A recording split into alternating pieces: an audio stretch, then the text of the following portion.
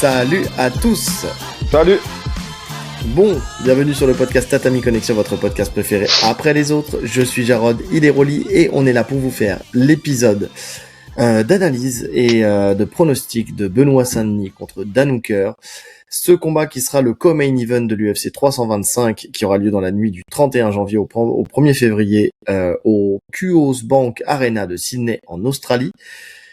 Alors, on l'avait dit, on l'a fait. On va pas faire une analyse complète du main event qui est Diego Lopez contre Alexander Volkanovski. Pourquoi ? Parce qu'on l'a fait il y a pas si longtemps que ça et que les évolutions qu'on a pu constater du côté de Diego Lopez parce que Volkanovski lui il a pas combattu. Donc elles ont pas été vraiment significatives. On va en dire un mot à la fin, mais en tout cas pour le coup refaire une analyse, bon, on vous renvoie sur celle qu'on avait fait la dernière fois. Est-ce que le résultat sera le même ?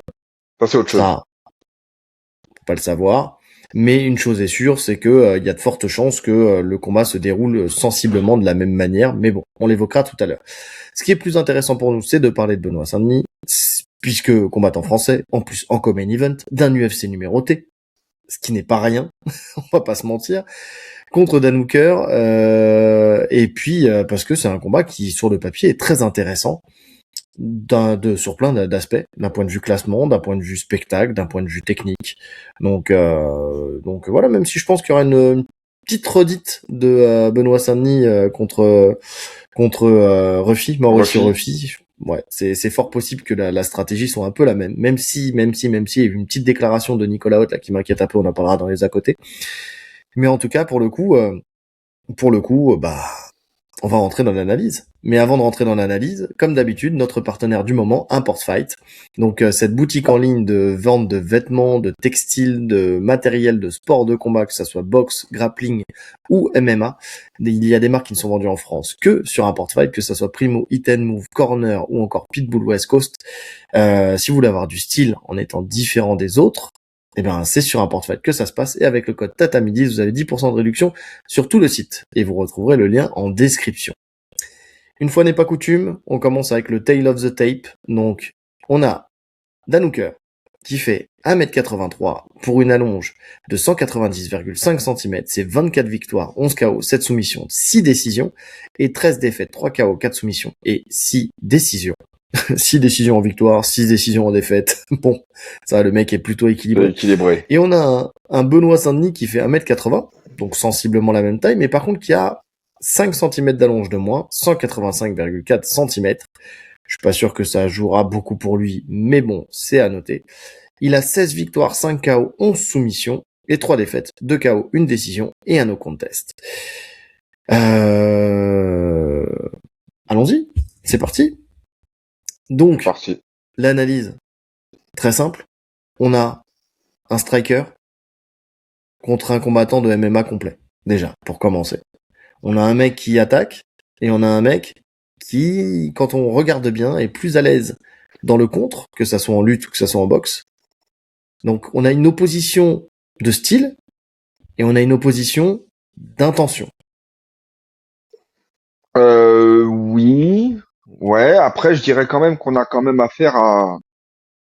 Même s'il a des très bons comptes, Dan Hooker, il est quand même plus fort quand il avance. Je trouve, hein. Même s'il contre tu sais, en fait, il te fait déclencher en avançant et il te contre, mais c'est un mec qui avance, et Benoît Saint-Denis, c'est pareil. Donc, en fait, on a affaire à deux mecs qui ont besoin d'avancer pour vraiment être performants. Ouais, je suis d'accord. En fait, le truc, c'est que Dan Hooker, il a besoin d'avancer parce qu'il a besoin de créer le chaos. Il a besoin de rentrer dans un truc où tu l'as dit, où il t'oblige à déclencher. Et si tu es enclin, effectivement, à être un bagarreur, lui, ça le fait kiffer. Parce que il est là, il va en prendre pour en donner, et en plus de ça, il adore ça, et il tient le rythme, et il tient le choc là-dedans, puisque tu le vois, plus il est coupé et plus il est heureux, tu vois. Il fait partie de ce genre de personnes, entre guillemets, tu vois. C'est vraiment la douleur qui le fait avancer. Maintenant, ça reste quand même pas un bagarreur de bar, on va pas se retrouver sur le combat qu'on a eu le week-end dernier entre Pimblet et Gaethje, hein. C'est quelqu'un qui a comme une très belle boxe. Il s'est boxé dans les deux gardes, donc il a une garde il est plus souvent en garde droitier, mais en tout cas voilà, il peut boxer dans les deux. Sa boxe, elle est pas forcément très rythmée, mais par contre, elle est très relâchée, elle est très déliée, et avec sa grande allonge, il est grand, on l'a dit, 5 centimètres de plus d'allonge que Benoît Saint-Denis. Il a tendance, en fait, à venir d'abord frapper à distance, quand même, avec des coups plutôt isolés, et beaucoup de kicks, Mhm. parce qu'il est très à l'aise avec ses deux jambes. High kick, middle, jambe avant, jambe arrière, ça lui pose pas de problème. Ouais, beaucoup de front kick aussi. Il a des très bons fronts. En fait, toutes les armes de grand, hein, toutes les armes de grand, ils sont très bien utilisées. Il a des bons gauche-droite. Non, franchement, il a une belle boxe. Alors, je le qualifierais pas de striker d'élite, parce que je Non. pense qu'il y a beaucoup mieux dans la KT. Mais il fait partie de ces mecs avec qui il est dangereux de rester debout. Tu vois, si tu décides de faire un match 100% debout avec lui, il y aura un moment où, dans tous les cas, il finira par toucher, parce que il touche fort. Il a quand même du punch, hein, parce que même s'il touche, il y avait plusieurs fois il a touché Gamrot, même en bout de course, et tu vois que ça chancelle direct. Mhm. Donc voilà, faut pas jouer avec le feu quand t'es debout avec lui. Mais au même titre que tu faisais la comparaison tout à l'heure, qu'un combat qu'il a eu avec Ruffy pour BSD, tu vois. Je pense même que Ruffy frappe encore plus fort. Tu vois, Ruffy il peut vraiment t'éteindre sur une frappe, je pense. Ruffy peut éteindre sur une frappe. En plus, il a ce côté explosif beaucoup plus rapide que justement que Dan Hooker, Que Hooker, ouais. et avec des angles bien différents. Tu as beaucoup plus de créativité dans la boxe. Par contre, voilà, Dan Hooker, il est bon, mais il a moins de créativité que Ruffy. Tu sais, Ruffy venant de la capoeira, qui prend des angles différents, qui a Hmm. ce truc, tu sais, vraiment d'amplitude dans ses frappes, des coups circulaires en plus, qui maximise donc la vitesse et la puissance de la frappe, quoi. Ouais, en fait, finalement, même il aime la guerre, il aime le chaos, mais dans le chaos, il a quand même un style assez orthodoxe, Hooker. Hmm. Tu vois, il y a rien de surprenant dans ce qu'il fait. Non, rien de surprenant. En plus, c'est vraiment un mec qui a un bon coup d'œil, tu sais, et qui va, ouais, qui va chercher à te boxer à l'intérieur de ta boxe à toi. En fait, c'est vraiment ça. Tu sais, c'est en tout cas, quand tu décides d'avancer. Souvent, il attend que l'adversaire déclenche, en fait, pour placer ses comptes, soit en uppercut, en crochet, en direct. Euh, mais voilà, il a besoin de ce truc-là. Il a besoin de ce truc-là. En fait, plus tu vas rentrer à la guerre, plus tu vas rentrer dans la bagarre, et plus lui, il va réussir à rester calme, tu sais, et serein dans ces situations de chaos. C'est les Mhm. mecs qui sont dangereux, hein. Que ça soit lui. Ben c'est marrant parce que tu retrouves un petit peu. C'est marrant parce que c'est un mélange. Si tu fais un comparatif entre ce qu'il a connu donc avec Ruffy et aussi ce qu'il a connu avec Poirier. Tu sais, quand tu regardes, c'est Mhm. vraiment ces deux combats-là sur lesquels il faut se baser pour avoir un un axe de travail en fait contre Dan Hooker. Sur Enfin, la c'est boxe, vraiment ça. sur la Parce que partie Poirier boxe. aussi, il aime bien ça. Il aime bien se retrouver. Pas que la partie boxe. Poirier, c'est aussi pour la partie guillotine. On en Ouais, parlera c'est tout à vrai, l'heure. c'est vrai. Mais en tout cas, voilà, il y a Poirier, il aime bien aussi travailler comme un chien de guerre. On l'avait dit. C'est pour ça que leur combat était aussi légendaire entre Dan Hooker et Poirier. C'est parce que les deux étaient dans la même lignée, la même mouvance. Où Poirier est quand même un peu meilleur parce que, à mon sens, quand même, il a un peu plus de punch. Les deux sont pas des maîtres du chaos, hein. C'est pas des mecs qui t'éteignent sur une frappe. Mais par contre, ils peuvent t'éteindre au fur et à mesure, quoi. Ouais, Poirier frappe plus fort. Poirier frappe plus fort et même sa boxe en anglaise, en tout cas, je trouve qu'elle est plus variée, elle est plus précise. C'est un meilleur boxeur. Il kick moins Ouais, bien, je pense. Enfin, il kick moins bien, mais en tout cas, en anglaise, il est meilleur. ouais, je suis d'accord. Maintenant, on parle de personnes qui aiment rentrer, enfin, qui a besoin d'avoir d'avoir un chaos dans le combat. Benoît Saint-Denis, V1, c'était le cas. Tu sais, quand tu le retrouves contre, comment il s'appelait déjà, ah, Moïse, hein? contre Moïse. Contre Moïse, ouais, contre Thiago Moïse, exactement, c'est à lui que je pensais. Où là, ça rentrait à la guerre, ou même contre Poirier, hein, de toute façon, dans le combat, ça rentrait à la guerre. Depuis qu'il est passé en V2 avec Nicolas Haute, tu vois que il se précipite beaucoup moins. Tu vois que alors il a toujours le même genre d'arme, hein, même si il a amélioré son anglaise à mon sens. Mais en tout cas, voilà, il utilise toujours son middle qui fait énormément de dégâts. Il boxe en gaucher, hein, déjà, donc c'est perturbant pour aussi beaucoup de ses adversaires. Mais il va moins se précipiter. D'ailleurs, t'entends dans le combat contre justement Ruffy où c'était Maxime François qui lui disait petit pas, tu sais, de faire des petits pas pour ne pas se précipiter, ne pas venir s'empaler sur un adversaire qui attend que ça, qui attend que le contre. En fait, d'être le maître de la distance et le maître de la temporalité pour savoir quand est-ce qu'il va rentrer pour aller à ce qu'il veut, c'est-à-dire sa lutte, parce que sa boxe, elle est pas mal, mais elle est surtout au service de sa lutte. Ouais, voilà. C'est ça le truc. C'est-à-dire que tu l'as dit tout à l'heure, c'est un combattant complet, Benoît Saint-Denis, et on l'a vu, hein, il met des KO, enfin, il a pas peur d'échanger avec n'importe qui debout. Maintenant, faut quand même pas oublier que sa force principale, ça reste sa lutte et son sol. Mm. Donc sa boxe, elle est là pour servir ça. Et il le fait très bien. Alors, il le faisait déjà très bien avant, hein. Franchement, quand tu parles de l'ancienne version de Benoît Saint-Denis, ça fonctionnait déjà en vrai, hein. Bien C'était juste sûr. beaucoup plus agressif et il prenait plus de frappes, mais la stratégie était la même. C'est-à-dire que Prenez il plus de rentrait à la risques, bagarre, effectivement. prenait plus de risques, mais il rentrait à la bagarre pour shooter en lutte quand même. Et en fait, dès qu'il se faisait vraiment toucher, il n'hésitait pas à descendre. Donc il y avait déjà cette intelligence. Maintenant, il le fait encore mieux. C'est-à-dire qu'il a maximisé les choses et il a diminué les risques. Il prend beaucoup moins de frappes, même s'il a pas peur d'en prendre quand il faut en prendre. Il a toujours cet instinct guerrier, tout en diminuant les risques. Donc c'est exactement ce qu'il faut en fait. Plus tu montes en niveau, on le sait, hein, plus tu montes en niveau d'adversaire, plus ça frappe fort, plus tu peux te faire éteindre sur un coup, moins il faut prendre de frappe. C'est en train de se mettre en place petit à petit du côté de BSD là. Ouais, et puis j'ai l'impression qu'en plus cette V2 lui maximise encore un peu plus sa confiance en lui. Tu sais, sa certitude de gagner le combat.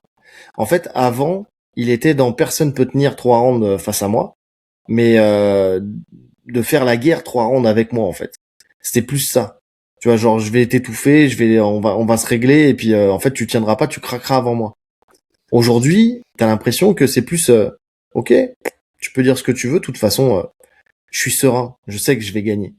Tu vois, c'est pas la même. Dans les deux cas, il y a une confiance, mais qui n'est pas basée sur la même chose et ça se ressent. Tu sais, même dans ses interactions avec l'adversaire. Tu vois, c'est vraiment là, c'est le côté je viens et j'ai la certitude que de toute façon, avec cette manière de bosser, avec des game plans bien faits, avec une stratégie bien menée et les armes qu'on a peaufinées, je sens que allez, le combat il va s'emballer quoi. Mais il va s'emballer, pas s'emballer d'un point de Mmh. vue KO. Je vais emballer le combat rapidement parce que je vais aller où je veux être très rapidement. Mais et de toute façon, oui, il aurait tort de douter puisque ça a fonctionné. On en avait déjà parlé, mais hormis Moïcano, qui est qui il passe hors de son fight pour diverses raisons. D'accord, franchement, il y avait tout qui allait pas dans ce combat. Je Hmm. pense que c'était déjà la fin de sa relation avec Warren. Il y avait beaucoup de tensions. Il y avait des problèmes de poids. Il y avait le staff. Il passe à côté de son fight. Non, il y avait pas le staff. Non, le Non, staff non, non, non. c'est pour rien. Le. Non, bon, Ah oui, non, oui. les C'est deux combats, en fait, les deux combats, c'est la même, enfin, c'est la même, on va dire la même temporalité, la même parenthèse. C'est-à-dire que ouais, mais t'avais pour celui de revenir, Poirier où c'était la pour, fin, pour et revenir sur, il y avait pas Voirin, tu voilà, sais, il y avait pas, dans le voilà, deuxième. c'est pour ça. Celui-là, il passe complètement hors de son fight, à côté de son fight. Mais pour revenir sur Poirier, hormis le staff, etc., il domine le premier round. Il lui prend le dos, etc., tu vois. Hmm. Donc finalement, la stratégie, et d'un point de vue technique, il sait qu'il a le niveau pour briller contre le top. Maintenant, il sait comment le gérer. Tu vois, avant, il donnait tout, il se fatiguait. Maintenant, il sait comment le gérer. Ouais, il s'est duré dans l'effort. Enfin, il savait déjà, mais bon, parce que là, il y avait le staff, effectivement, donc les En fait, il y a antibiotiques, en plus, plus le staff, il a été il y mal a, géré. Et puis il y avait aussi la perte de poids qui était beaucoup plus c'est importante que ça, d'habitude. c'est ça. Il était à plus 7 au lieu de plus 5 pour le cutting hydrique. Mais en tout cas, quoi qu'il arrive, il y a eu une débauche d'énergie. Tu sentais qu'il avait besoin de finir dans le premier round. Je pense qu'au fond de lui, il savait qu'il avait pas 3 rounds dans les pattes. Et donc il a tout donné. Et puis après derrière, bon bah, il est arrivé ce qui devait arriver. Hein. De toute façon, si t'arrives pas à le finir, t'arrives pas à le finir. Après, t'avais aussi un Poirier qui savait défendre le dos. On l'avait dit dans l'analyse, et que c'était pas si facile que ça de lui prendre le dos et surtout de le conserver et encore moins de le soumettre. Donc et là, bah ça a été le cas. Il aurait peut-être fallu aller chercher une autre stratégie que le dos, absolument le dos quoi. C'est dans les amenés au sol. Mais il était moins varié dans ses amenés au sol qu'il ne l'est aujourd'hui aussi. Tu sais, il y avait pas cette même réflexion technique, même dans ce cadre-là, quoi. Ouais, ouais. Après, sur Donc en sa tout boxe, cas, il a une boxe progress, tu l'as dit en anglaise. On le voit, de toute façon, on a vu pas mal de vidéos de lui tourner avec, je crois que c'est Luis Mariano, c'est ça? L'ancien coach de l'équipe de France. Luis Il Mariano, travaille c'est pas un pas. chanteur. Mais je crois que c'est ça. Hein. Alors, c'est un chanteur, mais je crois que c'est ça. Oh putain, Luis Mariano, putain, attends, faut que je regarde. Attends, trouve-le, trouve-le. Ah, je trouve pas le boxeur, mais Luis Mariano. C'est pas Attends, celui qui oui, chante Luis Mexico? Mariano. Si, Luis Mariano, c'est un chanteur, sûr. C'est ça, c'est celui qui chante Mexico, Mexico, ouais, c'est ça. Non, mais attends, mec coach. Il me faut le nom de ce coach parce que sinon, là, je suis pas Oh bien. putain, coach boxe, Luis Mariano. La boxe est sa passion. Ouais, il y en a effectivement. L'entraîneur cubain Luis Mariano González C'est quitte lui. l'équipe de France. Voilà. Ah, C'est c'est lui. lui. Ah, t'as Donc, oublié j'ai le pas tort. González aussi. Donc, j'ai Non, on pas a tous tort. les deux raison. Donc, tu vois, c'est lui qui fait travailler BSD et même Nassourdine, tu vois, il est souvent avec Nicolas Haute. C'est un grand technicien, tu vois, au niveau boxe anglaise. Donc, il progresse, ça se voit de toute façon. Ça se voit que ça progresse, même au niveau des mouvements de tête. C'est souvent ça qui était reproché à BSD, tu vois, de prendre trop de frappes, d'avoir la tête trop dans l'axe. Là, il y a quand même des bonnes esquives dans les échanges. Tu vois, il y a tendance à avoir ces mouvements de tête, Mhm. les frappes passent au-dessus. Il y a du progrès. Il y a beaucoup de progrès quand même en boxe anglaise. En boxe en général, de toute façon. Oui, bah c'est ce que je te disais, bah, parce que pour la petite histoire, on a eu un bug, donc c'est la deuxième fois qu'on enregistre celui-là. Mais que ça soit lui ou que ça soit Nassourdine Imavov, ils ont ce truc de frapper, esquiver, remiser, mais de rester dans la poche en fait, grâce à ce travail-là. C'est-à-dire de pas avoir à faire du in and out où tu dois rentrer sortir, mais plutôt à rester dans l'échange et savoir en fait ouais frapper, esquiver, remiser. Euh, En plus, il avait déjà une bonne qualité de jab. Il a encore amélioré son jab. Tu vois, pour le coup, il a toujours ce truc de placer ses overhands qui lui permettent de venir coller en lutte. Mais il a aussi toujours une grande variété de kicks, middle, high kick, surtout son middle, hein, qui l'envoie, son middle jambe arrière qui fait mal. Alors attention parce que on a un Dan Hooker qui est capable de les saisir. On l'a vu avec comment Faroukian. Faroukian. Ouais, tu vois, où il saisit les kicks. Mais bon, après, tu saisis le kick, mais qu'est-ce que t'en fais? C'est ça la question. C'est que tu vas amener Benoît Saint-Denis au sol, t'as pas vraiment d'intérêt, mais comme t'avais pas vraiment d'intérêt, j'ai envie de te dire, avec Dan Hooker. Mais bon, Ouais, mais c'est toujours chiant. En fait, c'est c'est toujours chiant. chiant tu sais, Ouais. de se faire saisir un kick, de se faire balayer ou de chuter, de se relever. Tu vois, on te le fait 3, 4 fois, franchement, déjà 2, 3 fois, tu kicks plus. C'est relou. Ouais, c'est relou. Mais bon, jusqu'à maintenant, tout le monde savait qu'il allait kicker. Le seul qui a réussi vraiment à le saisir, ça a été Moïcano, Et dans le but mais, d'aller au sol. mais dans le but d'aller au sol. Ce qui sera pas le but de Hooker. Donc, Et en plus, bon. il est en droitier, souvent. Tu vois, c'est dur de saisir quand un gaucher kick un droitier, sur la partie ouverte, c'est plus dur de saisir. Oui, c'est ça. Moïcano, je sais plus de mémoire ce qu'il est, s'il est droitier ou gaucher. J'ai un trou. Je sais plus non plus. Mais bon, en tout cas, quoi qu'il arrive, aujourd'hui, il a ce kick, mais il a plus besoin véritablement de l'avoir. Alors après, il avait utilisé le high kick de mémoire contre Ruffy pour masquer aussi ses entrées, tu sais, C'était pour faire le très bien, 1 ça. et puis pour pouvoir avancer. Donc voilà, si l'option middle kick de toute façon ne fonctionne pas, il y a toujours l'option high kick pour ensuite venir le faire lever les mains à Dan Hooker et puis ensuite venir rentrer et casser la distance. Donc parce que le but, on l'a dit, c'est ça, c'est d'utiliser cette boxe au service de la lutte. C'est vrai que Dan Hooker n'est pas forcément facile à amener et encore. Ouais, et encore. Parce que Ah j'ai ouais, et entendu. encore, moi je suis pas d'accord avec ça. Ouais, Hein. moi, tu l'emmènes facilement. C'est juste que il a un chemin de défense, mais qui est contournable. Le chemin de défense, c'est quoi? C'est que comme il est grand, en général, il met les bras sous les aisselles, il fait le Fenwick, donc il te redresse. Donc s'il a la capacité d'avoir, parce qu'il a les bras bas quand même, il a la garde qui est assez basse. Donc Donc ses bras rapidement ils peuvent rentrer sous les aisselles et puis te charger. Et si tu l'amènes à la cage, en fait, si tu fais du Mateusz Gamrot et que tu te retrouves en fait à être très bas sur tes contrôles à la cage, là il va t'avoiner avec des coups de coude Tu vas qui prendre des vont te coups. faire perdre ta position. Tu vois, c'est vraiment ça. Il va falloir que tu transitionnes sur une autre position. C'est pour ça que d'ailleurs Gamrot était obligé des fois de passer même entre les jambes de Dan Hooker pour essayer de l'amener au sol.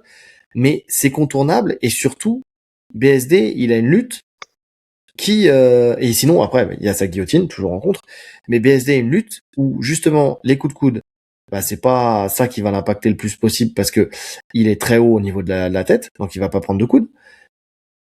Les contres en Fenwick, bah comme il te met un overhand, de toute façon à chaque fois il t'oblige à monter les mains, donc j'ai envie de te dire tu peux pas les descendre pour venir sous les aisselles et charger. Bah, en De fait, si toute tu les façon, descends, tu prends l'overhand.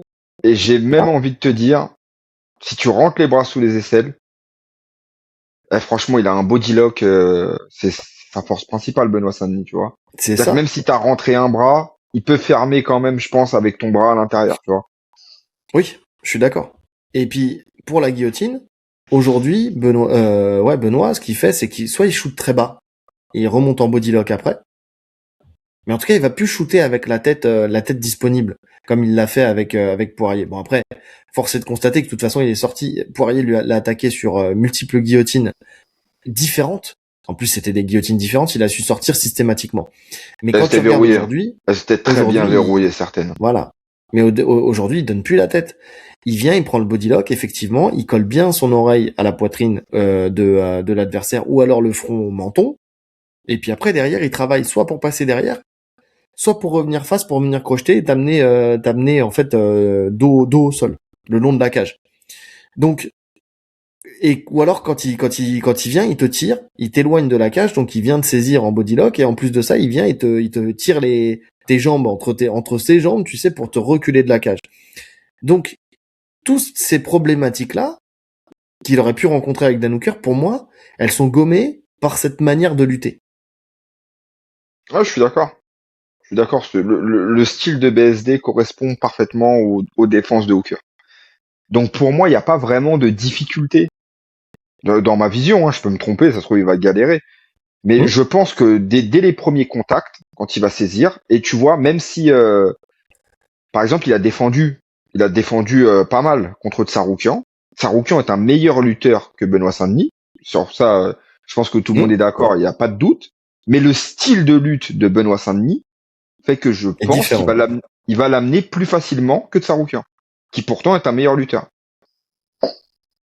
C'est un meilleur lutteur, effectivement. Après, je sais plus quelle taille il fait Tsaroukian, tu sais, parce que Et bon, en plus, il il est peut y avoir petit, aussi Tsaroukian. il y a l'écart de taille, parce que quand il rentrait sous les aisselles, mais il est obligé de rentrer très haut contre un Tsaroukian, en Mm. plus qui était très grand et qui se collait à la cage.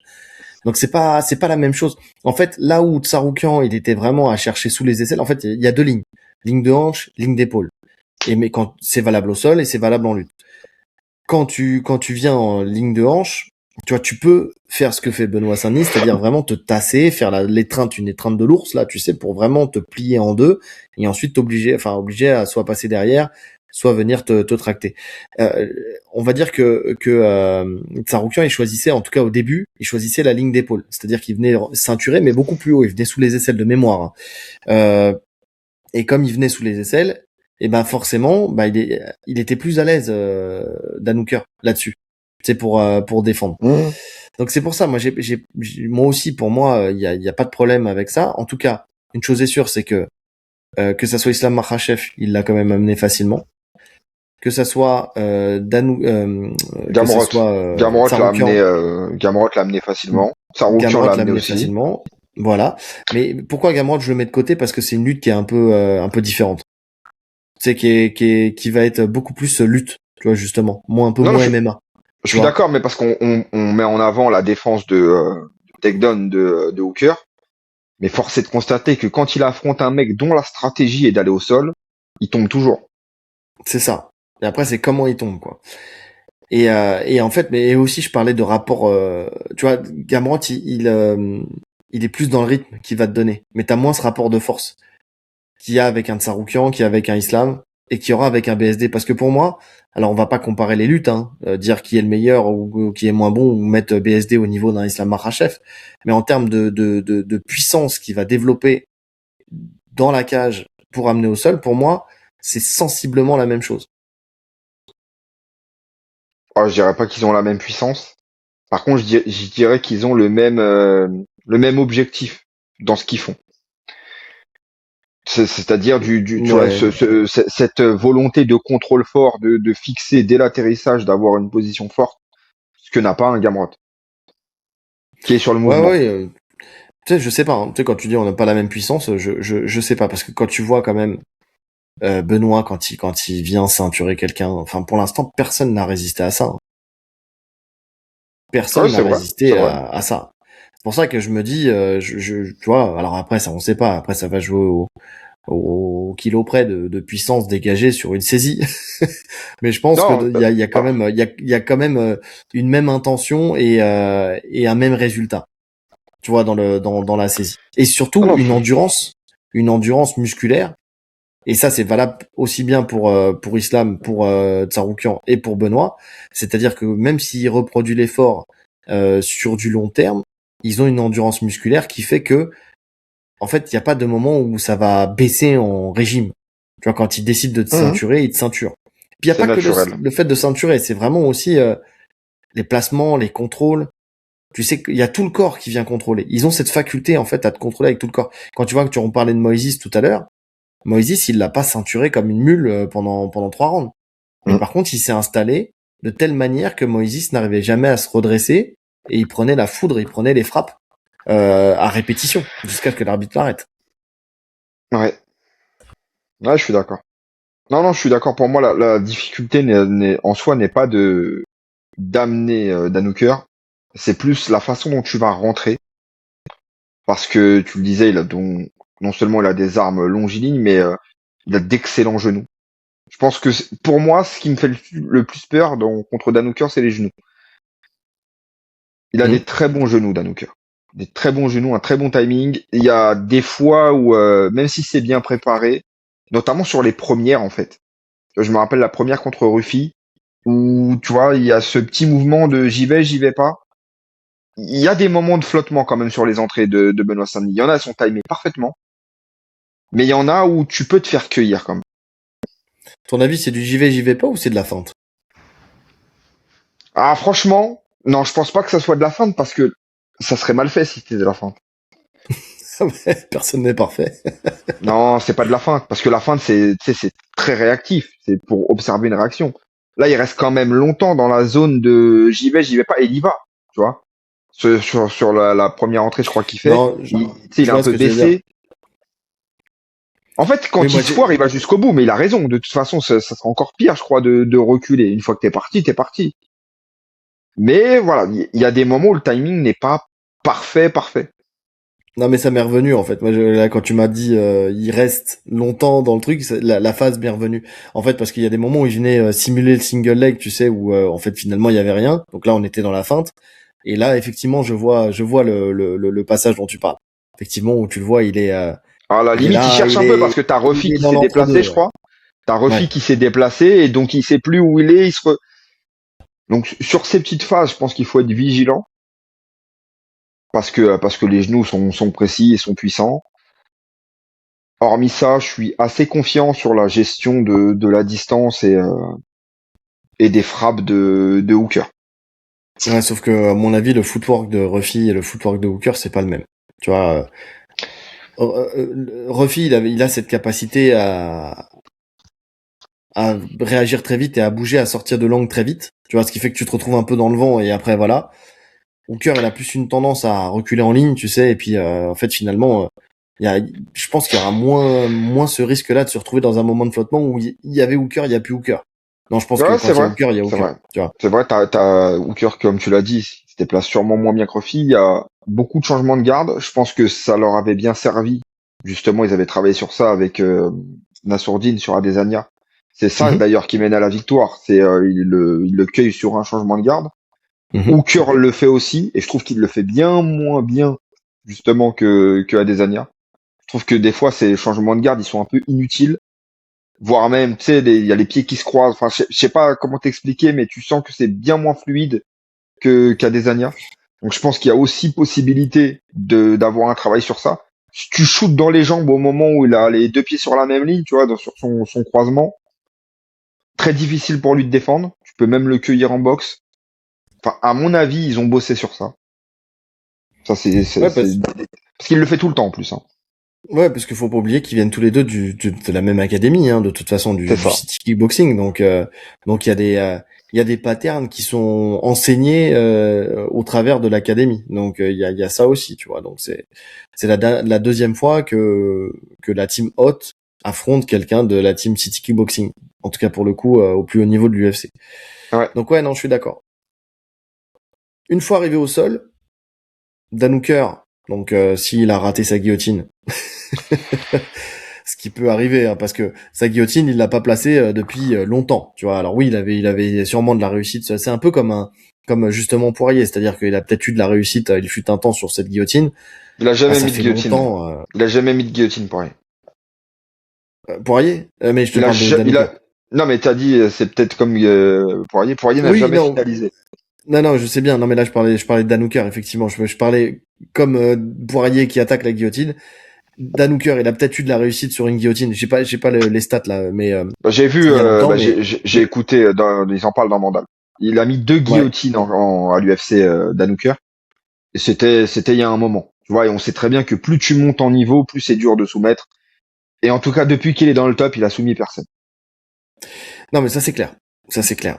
Et donc on sait que ça sera géré. Alors pas de la même manière, vous attendez pas à avoir les mêmes défenses que Tsaroukian. Il va pas tourner Ah, il sur va pas lui-même et tourner tout sur ça. lui-même, Non, ouais. non. Non, mais par contre, il sait exactement quoi enlever pour que la guillotine ne fonctionne pas, pousser la ligne de hanche, retirer un peu sa tête, pivoter sa tête, ouvrir le coude, tourner. Enfin, au bout d'un moment, de toute façon, la guillotine, quand tu maîtrises un peu, que tu as l'habitude de sortir de la guillotine, tu peux limite donner ta tête, tu sortiras. Prends un Garitonon, donne-lui, il va te donner la tête tous les jours, et crois-moi que jamais de la vie tu vas le soumettre. Tu vois, bon après, C'est c'est ça. pas Garitonon, on va pas se En mentir, fait, mais il sait comment sortir, ça c'est sûr. t'as vu, le truc qu'il faut comprendre, c'est que quand t'as ce style lutteur-grappleur, tu la prends à chaque entraînement, la guillotine. Et en fait, à chaque fois que tu tournes avec un mec, tu prends cette guillotine. Donc tu Mhm. sais comment la gérer. Et hormis un grappleur vraiment d'élite, tu la prendras pas. Honnêtement, hein, après, on va pas lui porter l'œil non plus, et ça se trouve, il va prendre une guillotine, et tout est possible. Mais il y a quand même très peu de chances, je serais très surpris qu'il prenne une guillotine. Ah bah pour moi, tu sais quoi, s'il lui met une guillotine, c'est l'upset de l'année. En tout cas, en ce début Mais d'année. limite, ouais, limite, tu vois. Parce qu'un Oliveira te met une guillotine, je suis d'accord. Tu vois, on a vu sur Tsaroukian. Tsaroukian, il est pas sorti de la même manière que contre. Voilà, c'était chaud, c'était vraiment chaud. Et là, on voit la différence de guillotine. Non, non, ouais, il sortira de la guillotine. Non, pour moi, il sortira de la guillotine. Donc, De toute ce qui façon, va se ça serait passer, pas c'est en que, vrai. En vrai, ça lui desservirait à Dan Hooker d'attaquer cette guillotine. Parce qu'en fait, s'il attaque cette guillotine, il se retrouverait dos au sol. Et en fait, ça rentrerait complètement dans le jeu de BSD, tu vois. Il se ferait fixer et il se mettrait dans la merde en faisant ça. Donc, ouais, alors après, Dan Hooker, il utilise cette guillotine pas que pour soumettre, il utilise cette guillotine aussi pour recréer de la distance, pour essayer de renverser, enfin, tu vois, il a ce truc, contrairement à Poirier qui cherche vraiment à finaliser, Dan Hooker, il essaie d'en faire quelque chose d'autre si jamais il voit que ça fonctionne ouais, pas. avec le Tu vois, crochet papillon. ouais, parce qu'il travaille beaucoup en crochet papillon et on sait que de toute façon, il a besoin de distance pour aussi reprendre le chemin de la cage, par exemple, et essayer de se relever. Donc, il a quand même ce travail en plus. Mais bon, en tout cas, pour le coup, là, Benoît Saint-Denis, quand il amène au sol, il y a deux chemins clairs. Soit il est tout de suite dans le dos, soit il te tracte et il vient s'installer justement, potentiellement dans une garde papillon, tu sais, ou une demi-papillon, parce que ça le dérange pas. Qui est la garde de Dan Hooker, sa garde papillon, qu'il utilise très très bien, mais qui est tellement facile à décortiquer par Benoît Saint-Denis, qui contrairement à Gamrot, qui essayait de la contourner, en fait, Benoît Saint-Denis, ce qu'il fait, ou alors Tsaroukian, qui lui rentrait dans la demi-garde et rentrait dans la demi-garde pour ensuite, ou Ce qui est une bonne option aussi, hein. Il est rentré dans la passer, garde. dans la garde pour essayer de passer. Benoît Saint-Denis, lui, ce qu'il fait pas ça. Lui, il vient, il avale la une première jambe, et puis après, une fois, donc il se retrouve dans une demi-papillon, entre guillemets, ou une demi-garde, et de là, après, son chemin, c'est quoi? C'est gros contrôle ligne d'épaule, donc en bras-tête, où il vient vraiment de fixer la ligne d'épaule. Donc une fois que tu as la ligne d'épaule qui est fixée, le truc c'est que ta ligne de hanche, elle est compromise, parce que tu peux plus trop la bouger, tu peux plus suivre autant que si tu étais libre de cette ligne d'épaule. Tu le sais très bien, c'est ce que tu me fais. Et après derrière, il travaille soit sur le fait de faire un knee cut, donc c'est-à-dire de sortir son genou et d'essayer de rentrer son genou de son côté, de la jambe libre, du côté de la jambe libre, donc pour essayer de passer en latéral, ou alors il revient de l'autre côté pour aller chercher la quarter mount, donc c'est-à-dire pour aller chercher une position montée avec le pied toujours pris Pris dans la dedans, ouais. demi-garde de l'adversaire. Et en fait, c'est pas très grave parce que même si t'as le pied pris, si t'attaques le bras tête, de toute façon, au bout d'un moment, le pied il sortira et toi t'auras le bras tête. Et en Ah non, fait, et c'est même parfait. s'il sort en knee cut, de toute façon, il reste rarement en latéral, c'est-à-dire que dès qu'il est sorti, que le pied est sorti, poum, tout de suite, il revient chercher la position montée. Il a une très bonne mobilité de hanche, il sait très bien jouer sur le fait de passer de gauche à droite, de droite à gauche, pour arriver et à prendre cette position montée. Et de la position montée, comme il contrôle le bras tête, bah soit il l'attaque, ce qu'il a fait avec Ruffy, ça passe, c'est très bien, ou avec Prepolek, parce qu'il le fait taper en bras tête de Oui. mémoire. Et si ça passe pas, de toute façon, il est très stable, il va frapper, gros grand end pound sale, ce qui Tu va vas te donner ton dos. forcer à donner ton dos, et là il va chercher l'étranglement, et si l'étranglement passe pas, il va te frapper, il va te faire revenir en position montée, et ainsi de suite jusqu'à ce qu'il y ait une de tes lignes de défense qui craque, de toute façon. C'est ça. C'est ça. T'as tout décrit. T'as tout décrit et on voit que la solution finalement, et c'est là où tu vois, il s'est relevé énormément contre Gamrot, sauf que Gamrot à aucun moment n'a été capable de contrôler sa ligne d'épaule. Parce qu'il la cherche pas. Parce Ouais. qu'il la cherche pas. Bah oui, sauf que je suis désolé, mais quand t'es censé, parce que sur le papier, on nous vend Gamrot comme un The Grappler, tu vois, c'est quand même un mec qui a gagné des tris à la DCC. Hmm. Tu dois avoir cette capacité d'adaptation quand même. Et quand tu vois que le mec, tu restes dans sa papillon et il se relève 3 à 4 fois, parce que finalement, il a des très longues jambes, je pense qu'il a des jambes très puissantes et que c'est là où toute sa force est. Et, tu vois, quand il est au sol, une fois qu'il a un crochet papillon, il y a danger. Il peut te jarter, il peut tendre, il peut reprendre la distance. Après, il est réactif pour remonter. Mais une fois que soit tu fais la stratégie de Saroukian, c'est-à-dire que tu rentres dans sa garde volontairement, donc ses Hmm. hanches seront fixées au sol, il n'y a plus d'emprise avec les crochets pour te repousser, mais il est mort, il peut plus rien faire. Il va juste subir le grand endpoint. Ou alors tu fais ce que t'as dit. Tu fais ce que t'as dit, tu passes, et on l'a vu avec Makhachev par exemple, quand il passe en latéral. Une fois que t'as passé les jambes, de toute façon, c'est fini. Il recomposera pas. Ouais. Il va pas recomposer. Il n'a pas le niveau technique pour recomposer. Je pense même pas qu'il a la force nécessaire pour recomposer. Je pense que ces longs segments vont plus lui desservir qu'autre chose quand il sera sur le dos. Oui, je suis d'accord. Après, attention, tu sais pourquoi aussi il faut contrôler cette ligne d'épaule, parce que il fait partie de ces gens-là qui, et on l'a vu même avec Islam, hein, quand il attaque la Kimura, c'est en première intention, où il vient complètement se redresser, Il peut te tu renverser sais, bêtement. et il a fallu qu'il passe sa jambe intelligemment, hein, parce que quand t'attaques une Kimura de la latérale, il faut passer la jambe par-dessus la tête, pour justement t'empêcher de te redresser, ce qu'il a fait. Islam, bah, techniquement parfait, hein, c'est ce qu'il fallait faire. Pour contrôler cette fameuse ligne d'épaule encore une fois. Mais il fait partie de ces gens-là, et on en a un au club, à Wilson, hein. Wilson que vous avez vu sur un des derniers hexagones MMA où il a gagné, c'était le premier combat en amateur où il gagne son combat C'était à la décision. l'avant-dernier hexagone, ouais. Ouais, Wilson Celui du Charles, tournoi. exactement, qui lui à chaque fois, hein, si tu le contrôles trop bas, et même si tu contrôles un peu haut sur la ligne d'épaule, mais que tu le fixes pas comme il faut, et ben lui systématiquement il va se relever, il va se rasseoir. Et Dan Hooker il a cette même capacité, tu sais, à se rasseoir et à reprendre la garde papillon. Et puis après, comme tu disais tout à l'heure, exploser. Hein. Il y a une scène qui est très drôle d'ailleurs avec Gamrot où il vient, tu sais, il pousse et il vient glisser jusque dos à la cage pour ensuite se relever. Et tu sens que en fait Dan Hooker, Gamrot, en fait le fait de vouloir rester toujours à la ligne de hanche, bah ça l'a favorisé parce que cette puissance du haut du corps fait que de toute façon il se relèvera systématiquement. C'est pour ça que dans les deux autres cas, il fallait, alors d'une part pour Islam, il a attaqué la Kimura, mais il a fallu quand même qu'il s'y reprenne à deux fois, qu'il passe sa jambe par-dessus pour vraiment le fixer au sol. Pour Tsaroukian, eh ben, il a gravité, en fait, il est passé de la garde Grand Pond, qui a fait bouger la garde de Dan Hooker, ce qui lui a permis d'avaler une jambe puis l'autre, prendre la position montée, et puis après chercher à fixer cette ligne d'épaule, ce qui l'a conduit au bras-tête. Et Benoît Saint-Denis, dans son jeu, de toute façon, c'est pareil.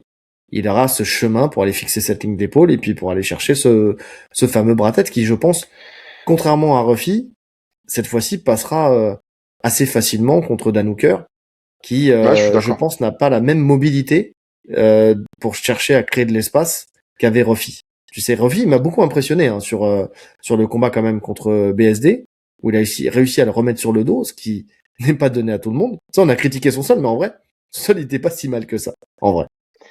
Ben, il a même renversé une fois, il sort du dos, non, il fait... Alors, c'est pas The Grappler, hein, mais pour un mec dont on n'avait aucune donnée sur son sol, ouais, c'est loin d'être ridicule. Ouais, je suis d'accord. Mais bon, Dan Hooker, je pense que sur le dos, ça sera une petite tortue, une fois que la garde sera passée. Et là, pour le coup, quand ça va monter sur le bras-tête, je pense que ça sera le début de la fin. Ouais, je partage cet avis.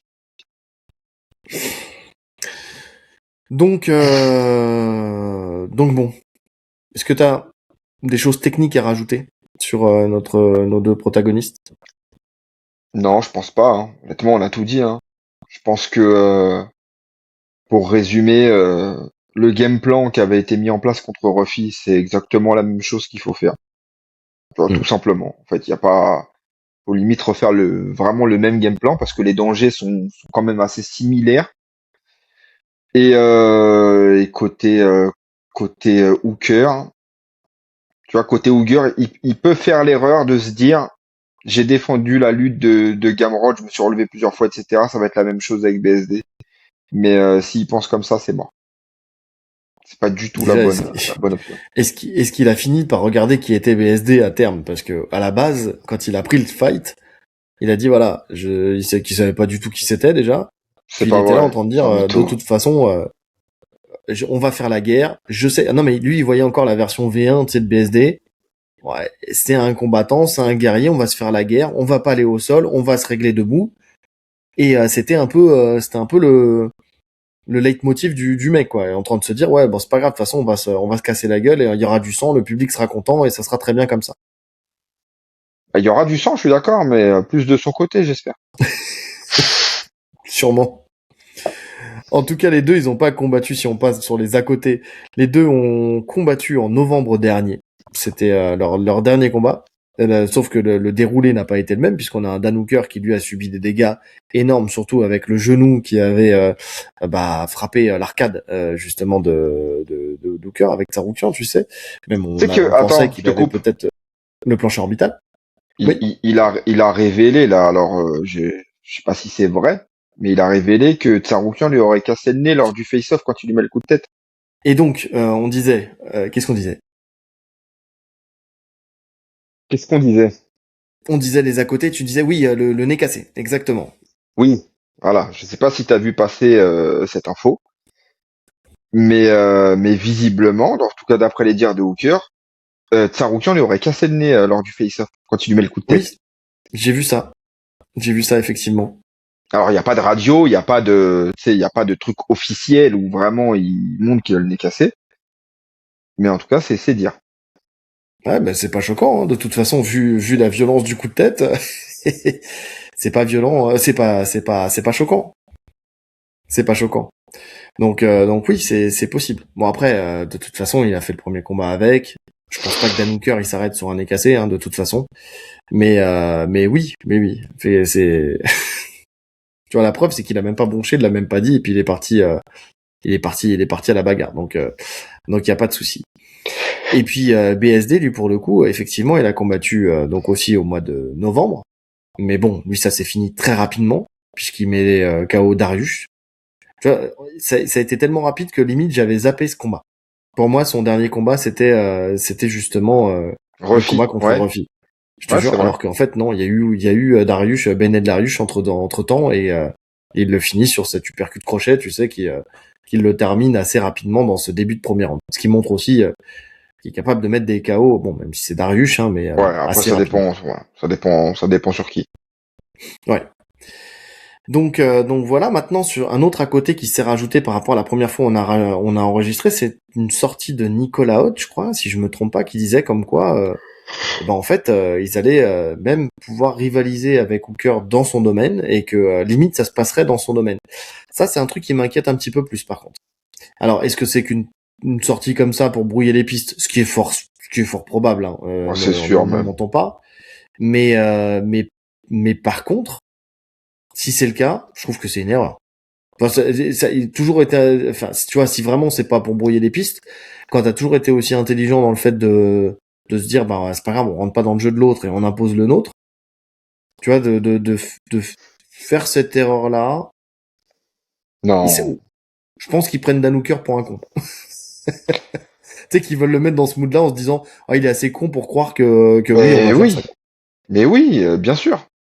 Ah, alors pour le coup, j'ai très peu de doutes hein, sur l'intelligence de toute l'équipe. Tu vois, c'est vrai que les game plans sont toujours bien préparés. Je les vois pas aux portes d'un title shot parce qu'on en est là hein, finalement. On en Tout est là, ouais. peut, tu sais, on est sur. Tu vois, tu passes Dan Hooker d'une grosse façon, d'une belle manière. Il y a des chances que sur un malentendu, tu vois, on sait pas ce qui peut se passer dans cette caté. Tout peut aller très vite. Ou en tout Mhm. cas, t'es à un ou deux combats d'une BMF ou vraiment de gros fights. C'est pas maintenant qu'ils vont jouer à ça. C'est sûr. Moi, comme t'as dit, Dan Hooker, tout le respect qu'on lui doit, il a pas la lumière à tous les étages. Et je pense qu'il, tu sais, il s'en cache même pas, tu vois. Les limites, il est fier. Il est fier d'être aussi fou. Avec Et sa chevelure qui brille. c'est même pas que nous on le dit, c'est que ses propres partenaires d'entraînement le disent. Tu vois, le mec est fou. Vraiment, le mec est fou. Le mec aime la violence, le mec aime le sang, le mec aime la douleur. Et c'est pas une, tu sais, il grossit pas le truc. Il est comme ça. Il fait partie de ces mecs-là qui aiment ça. Donc je pense que tu peux facilement le chauffer, Danuka. Tu peux facilement le chauffer. Lui, c'est ce qu'il veut. Hein. Il l'a dit, bah, suite justement à sa défaite contre Tsaroukian, il a bien pris conscience qu'il jouait plus le titre, que ça n'arriverait jamais. Donc il s'est dit, je vais être là pour briser le rêve de tous ceux qui montent. Et ça va commencer par Benoît Saint-Denis. Donc il veut de la violence, il veut de la bagarre, il veut que ça. Ouais. Ouais, ouais. Le dernier à côté qu'on peut voir, c'est le gros décalage horaire qu'il y a quand tu vas en Australie. Donc gros décalage horaire qui sera comblé du fait qu'il est venu très tôt quand même dans le pays pour pouvoir s'accoutumer au décalage horaire. C'est ce qu'on avait dit dans la première fois qu'on avait enregistré. De toute façon, aujourd'hui, Benoît Saint-Denis, il a suffisamment de moyens pour pouvoir se permettre de venir quelques semaines avant, de prendre son temps, de ramener toute son équipe, de finir son camp là-bas Mhm. tranquillement. On voit qu'il s'entraîne là-bas. T'as vu en plus, il a échangé un peu avec Diego Lopez aussi. Enfin, tu vois, je sais pas Bah, si même avec non, Danuka. T'as vu la vidéo? hein, T'as vu la la vidéo avec vidéo Danuka? avec Dan Hooker. Ouais. Oui. Bah, quand là, ils se sont vus là. Oui, effectivement, Ouais, la ouais, dernière. là, tout à l'heure, ouais. Oui, bah toi tu l'as pas vu sur notre réseau, sur Instagram, parce que ou sur Ah, ça, YouTube bah, ou partout. je sais pas où je l'ai vu, mais je l'ai vu. Donc peut-être sur Tatami Connexion. Premier Parce sur que je l'ai l'info. pas. En deuxième sur l'info parce qu'on vole les infos aux autres, bien sûr comme d'habitude. Mais non, mais en tout cas, oui, non, je l'ai repartagé. Effectivement, je l'ai repartagé ce matin. J'ai vu ça. Non, moi je l'ai vu sur RMC pour rendre hommage à ceux qui l'ont mis en premier. C'était RMC et UFC France. Tu vois qu'on partageait en commun cette vidéo là. Donc je l'ai repartagé dans la foulée. De toute façon, les gens qui nous suivent savent très bien que on n'est pas en Australie pour filmer ça en direct. Donc, on n'a ni le temps ni les moyens. Donc voilà, nous on repartage les infos. Tu sais, c'est comme quand on les commente, tu vois, on fait pas l'info, on commente l'info. Donc, donc voilà, mais c'était bon enfant. Tu vois cette première rencontre. Mais je pense que c'était Ouais. pour les premiers face à face parce qu'il y a eu un premier face à face aussi là entre Volkanovski et Diego Lopez. Donc je pense qu'il y avait C'était, une séance de face à face qui était organisée en extérieur aujourd'hui. c'était très posé, je trouve, comme, tu sais, l'attitude de Dan Hooker, comparé à tous Oui. les mots qu'il avait eu avant. Il avait eu des mots Oui. durs, hein. Ça remonte à, même avant, il avait eu des mots durs sur BSD. Ça a été très posé. Oui, mais parce que Après, ça y est, là, on est arrivé. en plus, faut dire la vérité aux gens. Quand tu vois BSD en vrai, parce qu'on l'a croisé, il fait flipper. Je te jure, il fait flipper. Il fait peur de Honnêtement, ouf. je suis pas quelqu'un qui est facilement impressionnable. Je te jure qu'il a un regard qui fait peur. Écoute, toi et moi, on vit en banlieue. Avec le, On le, en- le visage, on- il est balafré de En fait, il est marqué, hein. Il est très il est marqué au marqué. niveau du Ouais, visage. il est Très marqué par marqué, la tu vois. vie. La balafre qu'il avait eue là sur son premier fight, là, la grosse balafre, là, elle est très marquée. En fait, il a beaucoup de cicatrices, mais franchement, ouais, quand il te C'est pas regarde, les cicatrices. C'est pas les ouais, cicatrices qui non, m'inquiètent. c'est des Parce yeux. que des mecs avec des cicatrices, des brûlures sur le visage, des machins, des trucs, on en a vu plein. Toi et moi, on vit en banlieue, des têtes cramées, on en a vu. On a vu des têtes cramées. Des mecs qui ont des regards d'enfants soldats, tu sais. Mais Voilà, c'est différent, c'est différent. là, tu sens il y a vraiment une différence, ouais. Tu sens dans le regard, effectivement, que le mec n'a pas le même vécu qu'on a nous, quoi. Tu vois, quand il y a une aura autour de lui. Tu sais, c'est vraiment ça. Et même s'il sourit, il sourit. Mhm. Mais alors, en plus, moi, là où il m'a le plus impressionné, c'est vraiment quand on le croisait au moment du cutting. Tu sais où là, par contre, ça sourit plus. Tu vois, et c'est vrai que il y a ce truc déjà, il est beaucoup plus grand et plus massif que ce que j'aurais cru déjà Ah, c'est vrai qu'il a sacré on gabarit, était ouais. voilà de l'autre côté de l'écran. Et c'est vrai qu'il y a ce truc là. Tu sais, ça me fait un peu penser à pour tous les fans parce que là en ce moment on est vraiment dans les références de musique, de cinéma et là ça va être de manga. Mais Grappler Baki, tu sais Grappler Baki, je sais pas si t'as vu toi, t'as toujours pas vu Grappler Baki. J'accroche pas. Moi, les mangas, j'accroche pas. J'ai Ouais. essayé de regarder, mais j'accroche pas. Bon, écoute, Grappler Baki, bon, t'avais la version originelle qui était sur Dailymotion déjà à l'époque, c'est là où je l'avais vu. Mais là, ils ont sorti, c'est les nouveaux sur Netflix et tout.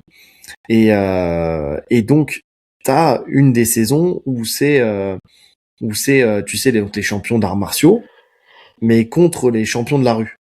Tu sais, les mecs. Et en fait, la saison, elle commence en disant que t'as certaines personnes qui, en fait, dégagent tellement quelque chose que juste ils sont là, les gens ont peur. Même si tu sais ils te regardent pas, ils te parlent pas, ils t'insultent pas, mais juste ils dégagent quelque chose de tellement malaisant que tu vois tu vas de toi-même tu vas être pris d'effroi et tu vas te barrer. Tu vois ce que je veux dire? Ouais, je vois. Bah et bah quand tu vois un Benoît Saint-Denis, je te jure, tu te dis qu'ils sont pas forcément dans le faux. Un mec comme ça, Ils ont quand juste tu le vois, grossi un peu les traits, mais ouais, je vois ce que tu veux dire. ouais. Ouais, mais de toute Ouais, je façon, vois. Grappler Baki, c'est un peu ça. Hein. Ils grossissent un petit peu les traits, mais il y a beaucoup de vrai dans ce qu'ils disent. Tu vois, c'est juste après, ça reste un manga. Mais en tout cas, tu retrouves un peu ce truc de cette saison là avec Grappler Baki. Ouais, c'est vraiment ça. Donc ouais, non, c'est vrai qu'il est flippant et que à mon avis, sauf si t'es vraiment une tête cramée, je pense que ouais, effectivement, tu redescends d'un cran. Ouais, et puis tu vois aussi que pour le coup, bah, c'était que des paroles, tu vois, à côté d'Anouker. En fait, Danouker, il s'en Oui. fout. À cette heure-ci, à ce stade de carrière, il s'en fout. Lui, ce qu'il veut, c'est prendre ses chèques, faire ses guerres. Et puis, mais il y a pas il y aura pas d'animosité. Non, non, non. Et puis il est chez lui. Tu vois, je pense que le mec, il vit sa meilleure vie, là. Il est chez lui. Le mec, Hmm. je sais pas où il vit véritablement en Australie, mais bon, bon, après, quand tu vas d'un bout à l'autre de l'Australie, peut-être que tu fais quand même un peu de chemin. Mais Il est en c'est pas la Australie ou même en chose. Nouvelle-Zélande, Danouker? Ah oui, non, il est en Nouvelle-Zélande, Danouker, ouais, Oh, je te c'est dis une connerie. Nouvelle-Zélande, je crois. Oh, non, non, non, il est en Nouvelle-Zélande. Bon, enfin, en tout cas, c'est toujours moins loin, quoi. Donc bon, non, et en plus, j'ai cru comprendre que là, la réhydratation, enfin, en tout cas, le temps de récupération était plus long que d'habitude par rapport à l'Australie. Je sais plus où j'ai entendu ça. Mais Je comme sais quoi, pas du tout. ça serait pas un temps ultra short comme c'est le cas d'habitude, mais que là, pour le coup, ils auraient un peu plus de temps pour récupérer. Enfin, je sais pas où t'as entendu ça, j'ai pas vu, mais si c'est le cas, c'est une bonne nouvelle, hein. Parce que pour moi, bah, ça serait bien qu'il y ait les mêmes règles partout, en fait. Bah ouais, Au dans moins sur ça. l'idéal, Au moins dans sur ça, l'idéal. c'est quand même. On sait que c'est devenu un pilier, tu vois, du MMA moderne, la gestion du poids et du cutting.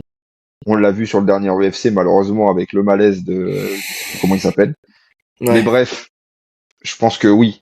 Tu, même si on fait rien pour que ça n'ait pas lieu, donnons-leur au moins le temps de bien récupérer, tu vois. Ouais, attends, parce que c'est pas dit que ça soit le cutting qui les fait tomber dans les pommes. Oui, je sais, j'ai entendu j'ai entendu. Dana White, il a dit dans un mariage avec Oui. un peu de stress, tu peux tomber dans les pommes. Et un malaise vagal, ça peut arriver à tout le monde. Hein.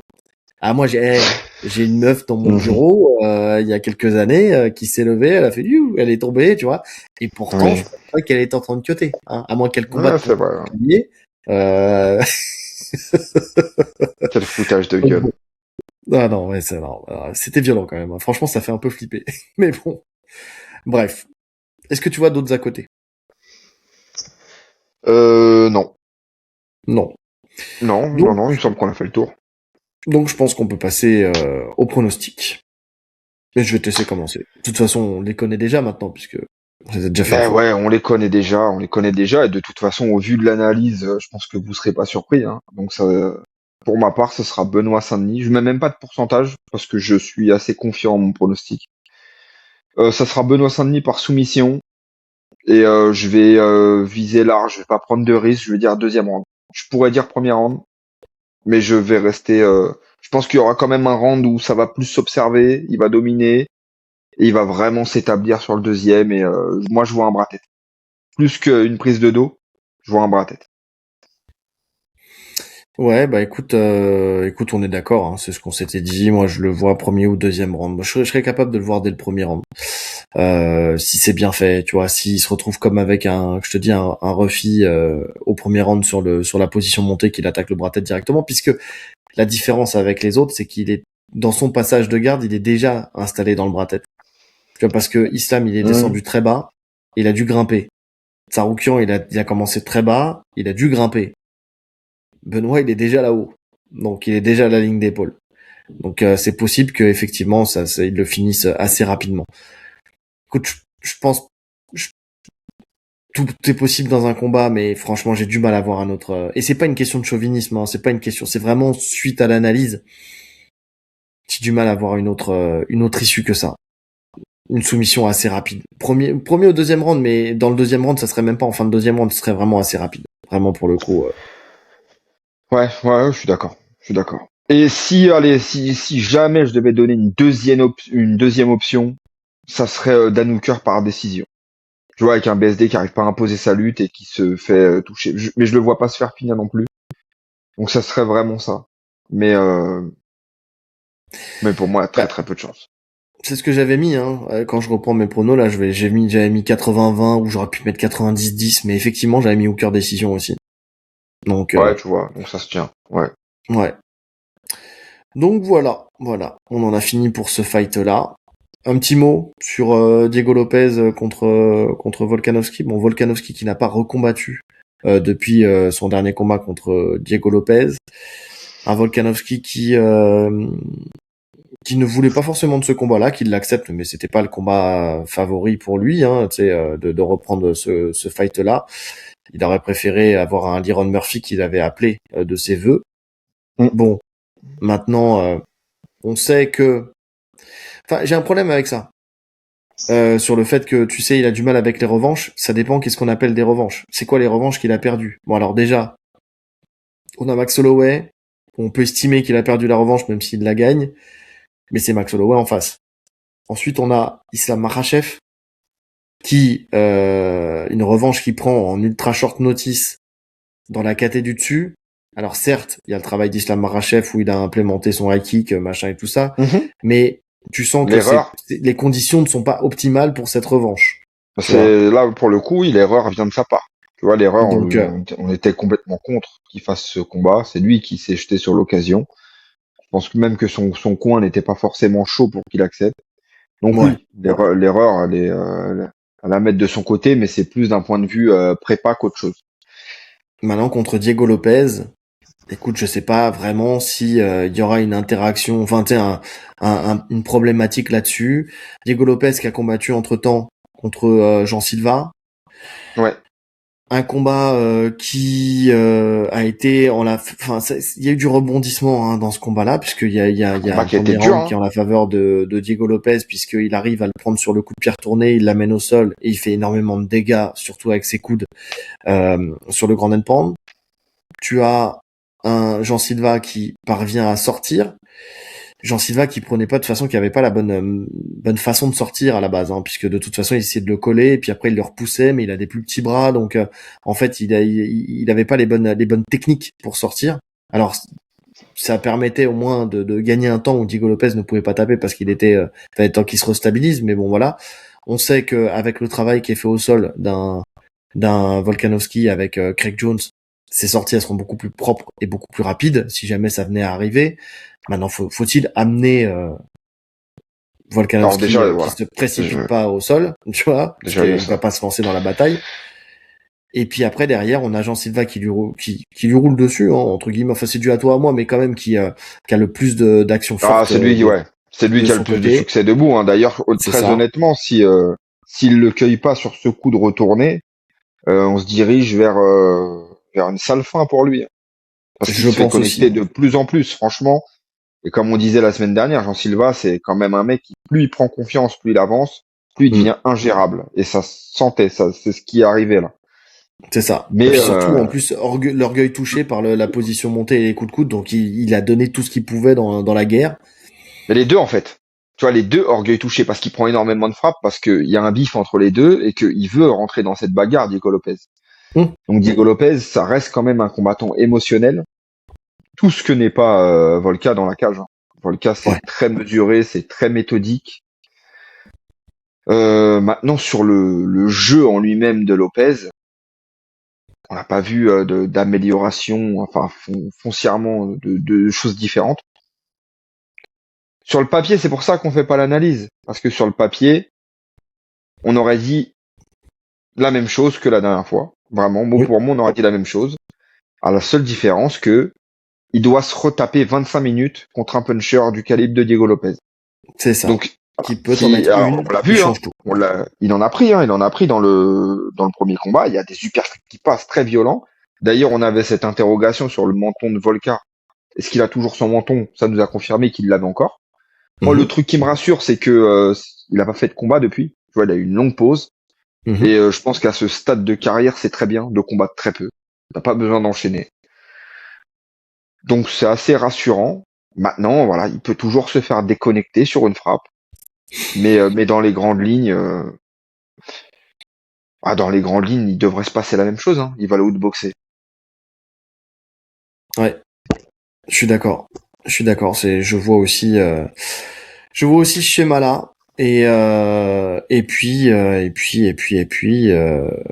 Ouais, je pense normalement, il devrait dominer, à moins que la motivation vraiment soit en berne et qu'il soit pas préparé de la bonne manière, ce que j'ai du mal à croire. Ah, c'est pas le Franchement, genre. honnêtement, là, en plus, il est devant son public. On sait à quel point ça le transcende d'être devant son public. On l'avait vu parce que le premier combat contre Islam Makhachev, ça s'était passé en Australie. On avait vu à quel point il était porté par son public. Mm. En plus, c'est pas comme s'il avait pas d'objectif derrière. En fait, s'il perd, effectivement, il raccroche les gants. Mais s'il gagne, il a encore des objectifs. Il a l'objectif soit, déjà dans un premier temps de prendre un invaincu, donc que ça soit Evloev ou Liron Murphy, de le battre, donc de défendre sa ceinture une dernière fois, et ensuite de retenter sa chance au-dessus, ce qui est, à mon sens et à ton sens aussi, parce qu'on en avait parlé, une Ah oui, connerie, puisque, c'est grave. enfin, si c'est Ilia Topuria qui est de retour, si c'est Geji, pourquoi pas, allez, pourquoi pas. Mais si c'est Ilia Topuria qui est de retour, ouah, c'est chaud. C'est chaud. Il va le remettre KO encore plus salement dans une KT supérieure. Ouah, c'est compliqué.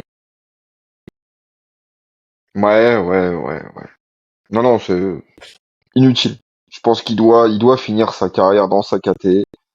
Ne serait-ce que s'il bat les deux invaincus que sont Murphy et Evloev, tu peux partir sur ça. Tu peux partir sur ça. T'es le plus grand phaser de tous les temps. Je Oui. pense que voilà, on peut le dire, hein. Parce que je pense que le fait de revenir, de reprendre ta ceinture, de rebattre ces deux mecs-là, tu passes devant Aldo. Parce que là, c'est au coude à coude Oui. pour moi. Mais si Ouais. tu fais ça, tu passes devant Aldo. Tu te retires sur ça et c'est très bien.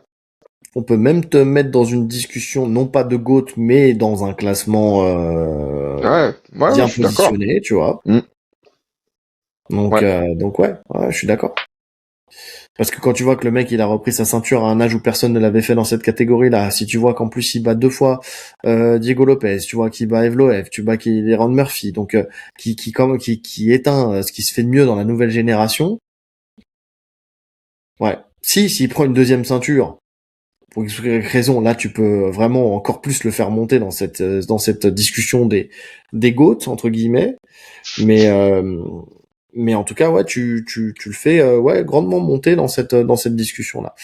Mais bon, faut-il encore le faire? Ça c'est pas donné à tout le monde, hein, mais en tout cas pour le coup voilà.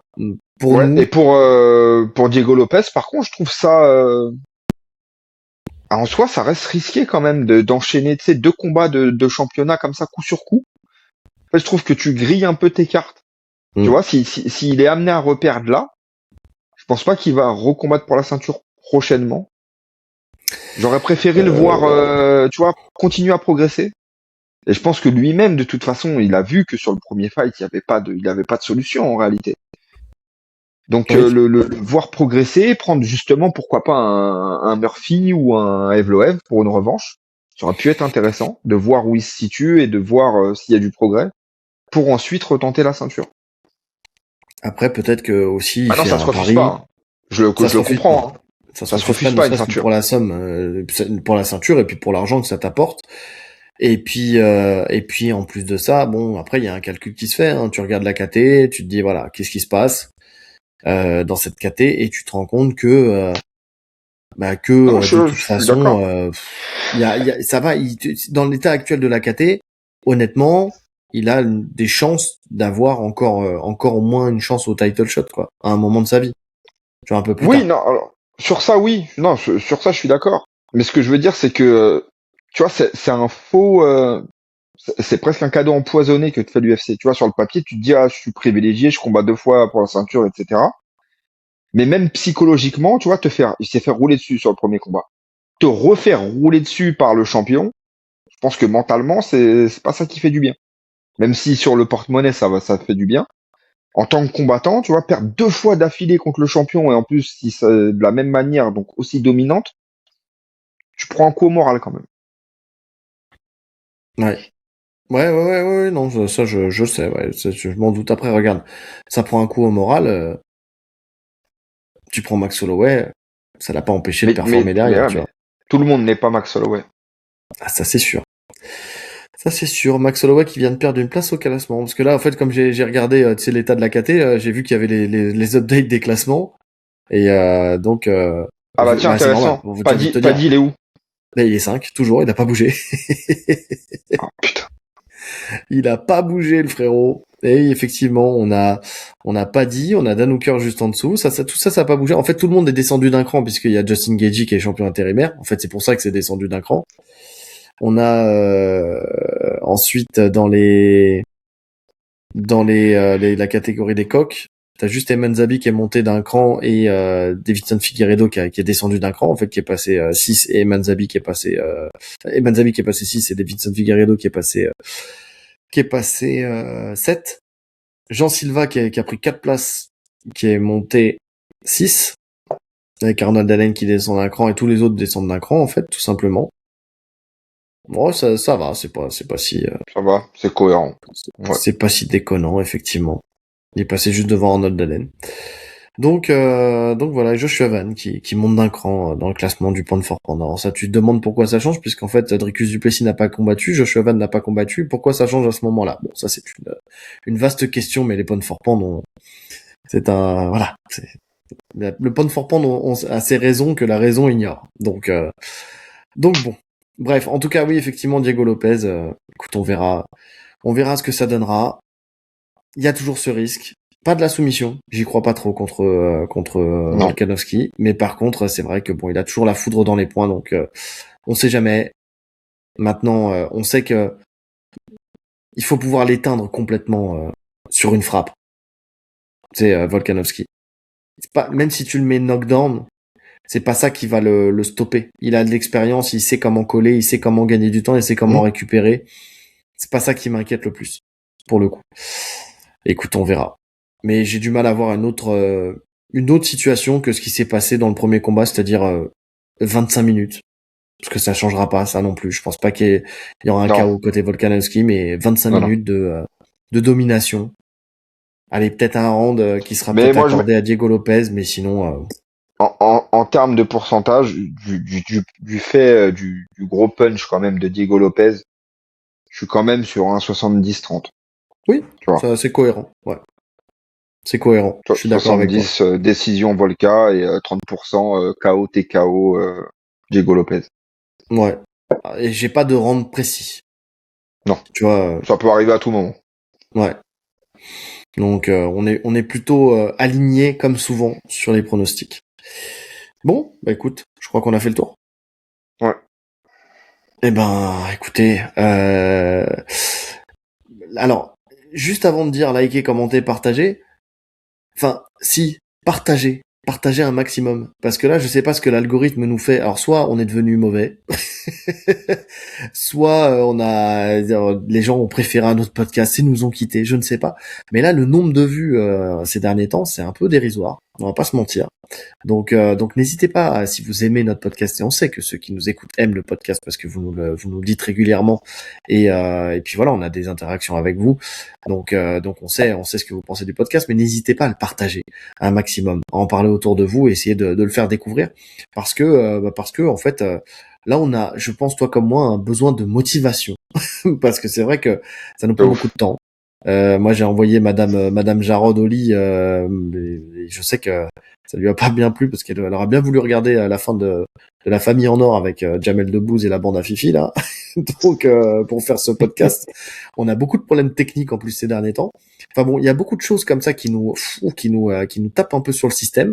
Donc pour le coup, donnez-nous un peu de force et essayez de partager un maximum pour essayer de se faire avancer un peu ce podcast, en tout cas de revenir à un niveau de vue raisonnable, parce que là c'est vrai que je sais pas si c'est valable pour Ouais, c'est pas tous les ouf là. podcasts, je sais pas si c'est l'algorithme, je sais pas si, parce qu'il y a des fois c'est l'algorithme qui nous met une claque et puis après ça repart.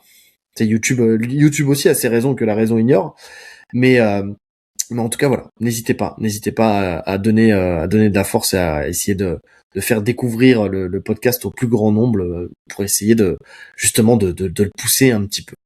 Donc pour la survie de ce podcast, vraiment pour le coup, je vous jure. Donc voilà. Sinon, abonnez-vous, likez, commentez, partagez, cliquez sur la cloche des notifications pour ne rien rater, les 5 étoiles sur toutes les plateformes de podcast, le lien Tipeee en description, et le lien vers un porte-fight avec le code Tatamidi, vous avez 10% de réduction sur tout le site. Et puis nous, il nous reste plus qu'à vous souhaiter une bonne journée, Ou une bonne soirée. en fonction de l'heure à laquelle vous nous écoutez. Allez, salut! Salut!